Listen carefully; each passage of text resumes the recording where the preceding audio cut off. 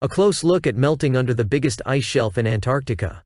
The Antarctic ice sheet is the biggest piece of ice on Earth. It is 4 times bigger than China, and has more than 60% of the world's fresh water.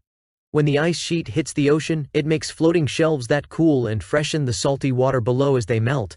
The Antarctic ice sheet is quite big and has a big effect on the ocean. The speeds at which its shelves melt are very important for changing the climate on Earth.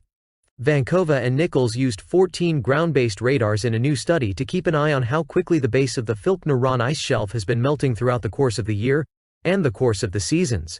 This is the largest ice shelf in the world by volume, and it is located in West Antarctica. The radars took measurements at least every 2 hours.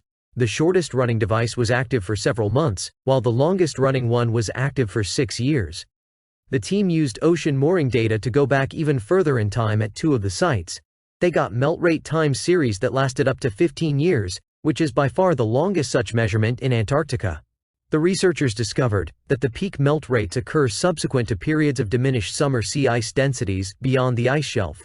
They also demonstrated that the intensity of this melt rate signal is spatially heterogeneous over the ice shelf. When scientists compared the radar time series to satellite data, they discovered that both systems gave them equal average melt rates. The radar measurements, on the other hand, reveal that melting below large sections of frizz doesn't change as much as the satellite estimations say it does. The researchers also say that the time series can assist scientists find out if ocean models are correctly projecting changes in melt rate, and where areas need further data collecting from the ground. More accurate observations of the melt rate help us understand how the ocean and the Antarctic ice sheet interact with each other.